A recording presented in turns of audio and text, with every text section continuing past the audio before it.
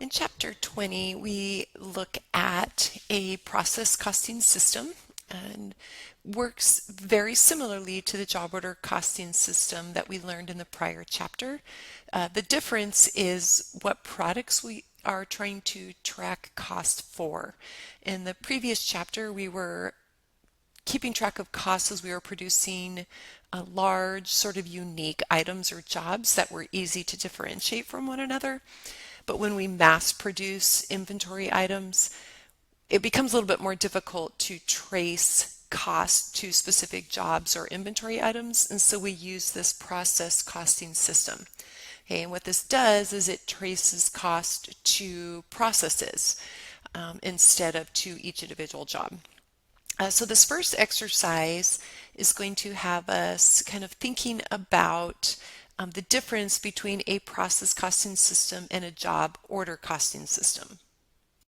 So for each of these features, we are going to identify whether it's a process or a job order operation. The first one, the cost object, is a process. And by cost object, we mean what is it that we are trying to trace or track a cost for. And when the thing that we're tracing costs to is a process, then we know we are working with a process a process costing system. Okay. The difference is if the cost object was an inventory item or a job, then it would be a job order operation.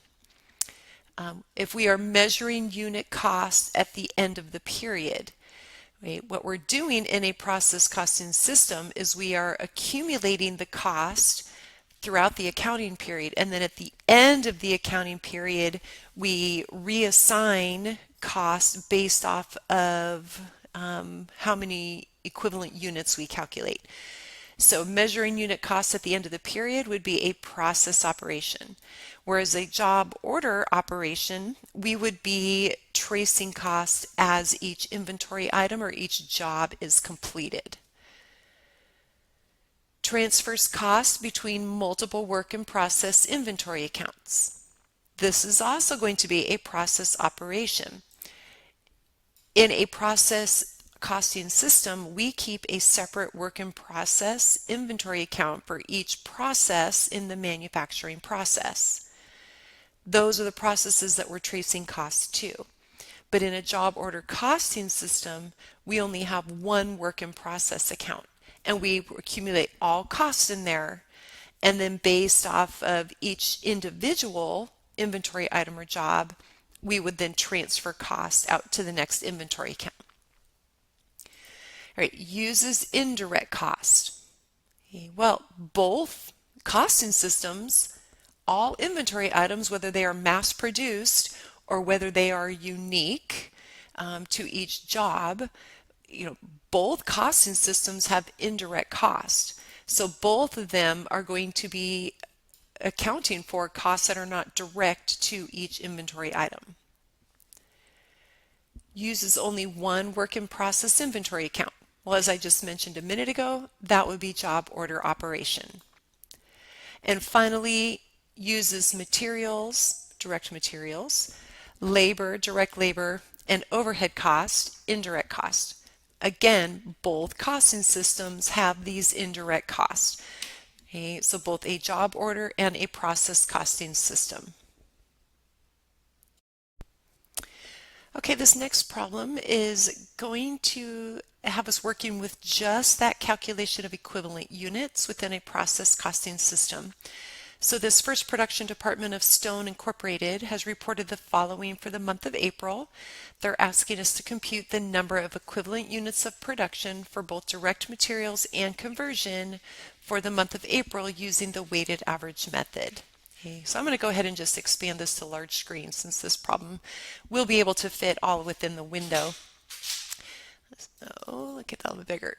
All right, so what they've given us here is the number of units that were in process at the beginning of the month. Okay, what that means is they started working on these inventory units in the past month. So when we started the month of April, they had 60,000 units partially completed. Okay, so kind of visualize they're sitting on the assembly line, partially done, they still need a little bit more added to them, okay? And they're telling us that they have 60% of their materials, they need another 40%. They already have 40% of their conversion cost. And conversion cost is really just the direct labor and overhead combined, right? And what this term means is these are the costs that are incurred to convert the direct materials into a finished product. All right, so we know what they started with, partially completed. Then during the period, during the month of April, they started another 322,000 units. That tells me that throughout the month of April, they had 382,000 units of inventory in process or being worked on. So those are the total number of units. What happened to those units? Well, there's one of two things that happened to 382,000 units. Either they were completed and transferred out, 300,000 of them were completed and transferred out, the other 82,000 are still being worked on. By the end of the month, 82,000 had been started. They had 80% of the materials, but they only had 30% of their conversion, direct labor and overhead or indirect costs added to them, okay, which is why they are partially completed. Notice that they did not give us the percentage of completion for the units completed and transferred out. Well, if we stop and think about it, these would not have been completed and transferred out to the next process or to the finished goods if they were completed. These would not have been transferred out if they didn't have all of the materials 100% complete and all of their conversion 100% complete. Okay, so what they've asked us to do is figure out if they had used all of their efforts, all of their materials, labor, and overhead, if they had used those efforts to only make whole and complete units, instead of finishing some and partially finishing others. If they had used their efforts to only make whole units, how many could they have made? Right? That's what the equivalent unit is measuring. So taking a look at how we calculate equivalent units, and there's different methods to do it. The weighted average method is the simplest one to use, and it's the one we're learning. This method just kind of ignores what the percentage completion was of any units that we already had on hand. So this information that they gave us about the beginning work in process, honestly, we don't really care. The weighted average method doesn't worry about that. What the weighted average method does is it only focuses on units that were completed and transferred out and units that are still remaining in process at the end of the period. So the physical number of units, total units completed and transferred out, 300,000. 82,000 units were partially completed, but they're still sitting in the work in process inventory at the end of this month. Those units had 80% of the materials, 30% of their overhead cost. And the reason we are going to be calculating the equivalent units separately with respect to the amount of materials used and with respect to the amount of conversion added to them is because materials and labor overhead are added at different rates, right? And we can visually see this when this ending work in process has 80% of their materials, but only 30% of their conversion, okay? So let's start with those units and completed and transferred out. We're going to determine how many equivalent units could have been made. Well, this is pretty simple because we know that they had 100% of the materials and they had 100% of their conversion.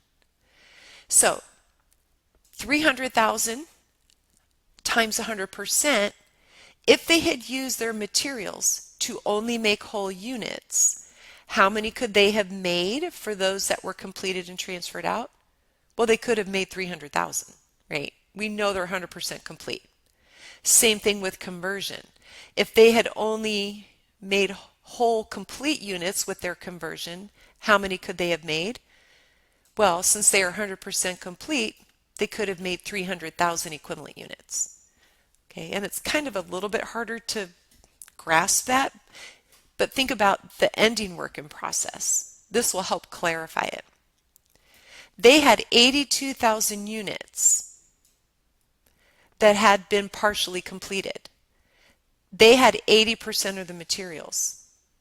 So if we had used the materials to only make whole units instead of making 82,000 that were 80% complete, we multiply the number of units times the percentage completion to get the equivalent units.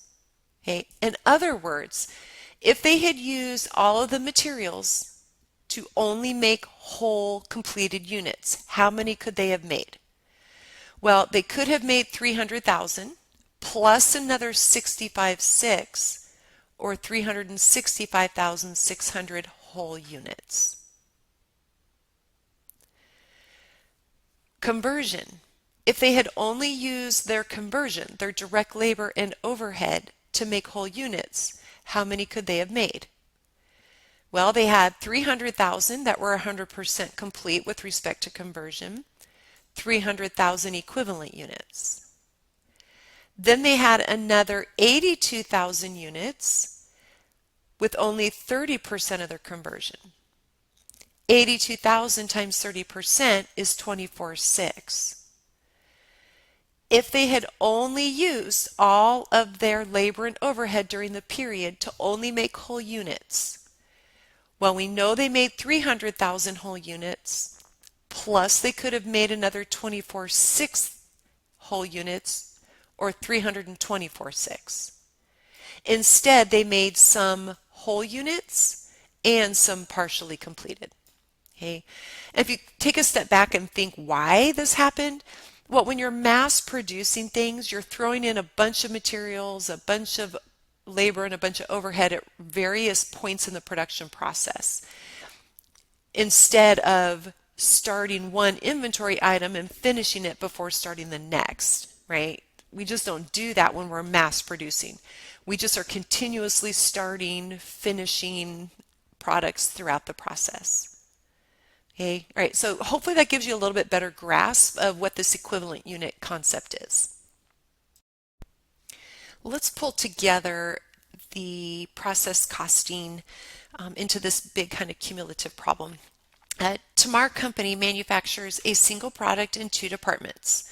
First, the inventory items go through the forming and then they go to the assembly processes, right? So two separate processes to get to a finished product. Information for just the forming process for the month of May follows. They have told us the number of units that this process started with. They had 3,000 units on hand as they began the month of May. Those units had all of their materials, but they had been incompleted in the prior month because they only had 40% of their conversion added to them. Then they started another 21,600 units during the month. Of the units on hand and started, 22,200 had been completed and transferred out, leaving 2,400 units still in process. The units that were still on the assembly line at the end of the month had all of their materials, but they only had 80% of their conversion. Right? So this is talking about what physically happened to the inventory. Down here, they told us what costs they had accumulated. So as they were working throughout the month, they had been recording these costs into the work in process account for the assembly department. Direct materials and conversion cost were already in this assembly department's, the forming, I keep saying assembly, I apologize, the forming process, the forming department. These costs were already in the work in process for the forming department at the beginning of May. Okay, so this was the beginning balance in work in process for forming. Then during the month, they added another direct material cost of $496,800 and additional direct labor and overhead of $2,165,000 and change. So they started the month with this balance in work in process. They added another 2.6 million in change. So the total cost currently recorded in work in process, 2,904,480. So remember, when we get to the end of the accounting period, we need to transfer any costs associated with completed inventory. 22,200 units were completed. We need to transfer the cost currently in work in process associated with these inventory items out to the assembly department work in process account. The problem is, because they are mass producing this one product, we weren't able to track costs directly to each inventory item. Instead, we've been just recording costs into the work in process account without knowing exactly which inventory item those costs are tied to. And that's where the equivalent units come in to help us. Right? So what we're going to do is we are going to prepare a production cost report that helps us assign cost to the inventory that was completed and transferred out, and leave cost in that work in process account for costs associated with inventory that's still in process in that department. Okay, so over here is the cost report, and it looks kind of big, ugly, and scary, but it's really not. I wanted you to think of it in like 4 sections. Okay, the first section of the production cost report is going to just help us kind of track the physical flow of inventory. Okay, so let's start there. We started this period with 3,000 units in process. Then we added another 21,600 to the forming process. That means during the month of May, we had 24,600 units being worked on in the forming department. Now we know one of 2 things happened to those units. Either they were completed and transferred out, or those units are still stuck in the forming department being worked on. Well, they have told us that 22,000 were completed and transferred out, and 2,400 were still in process. So these are the units that we needed to account for. We have now figured out what happened to them. We have accounted for them. This first section is just tracking the physical flow of the inventory. What was being worked on? Where did it end up? Okay, now the second section of the production cost report is going to calculate the equivalent units, just like we did in that previous problem.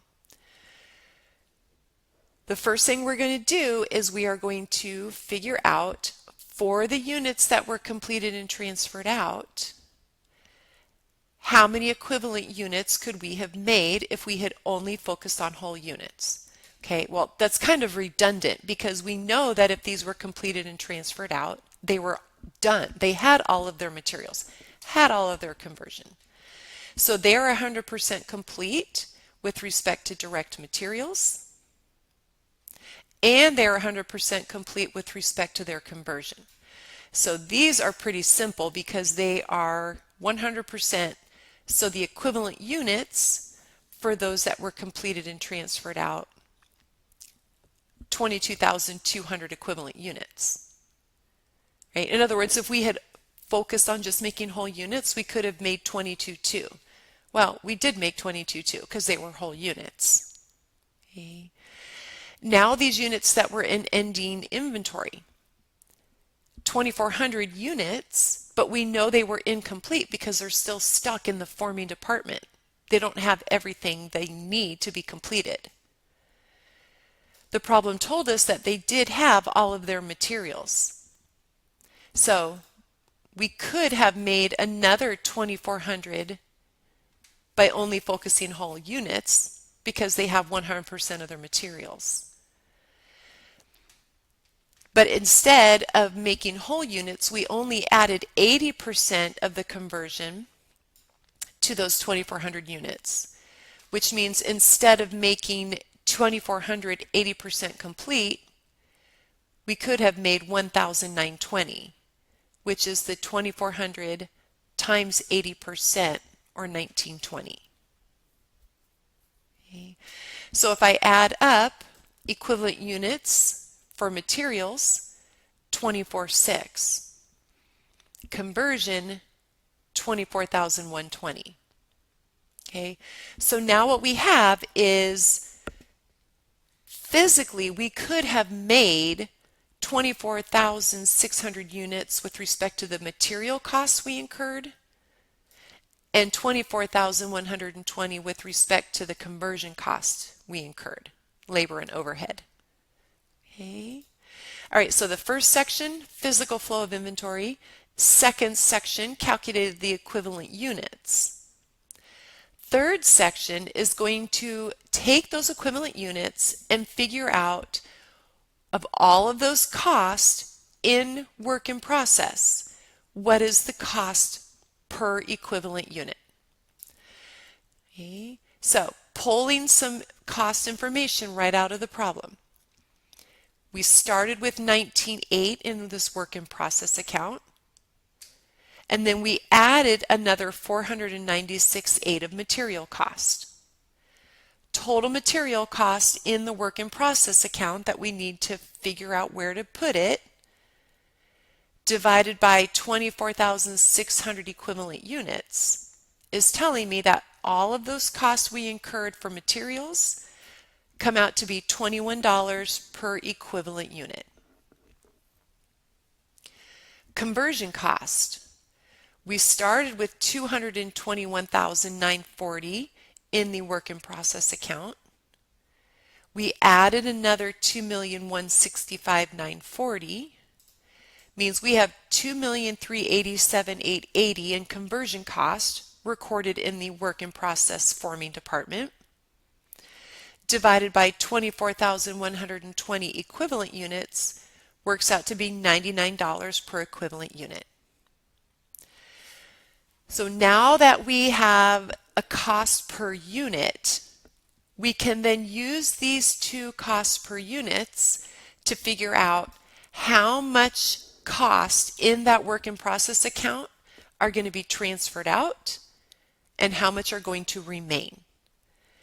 And the way we do that is to take those costs per units and multiply it by our equivalent units.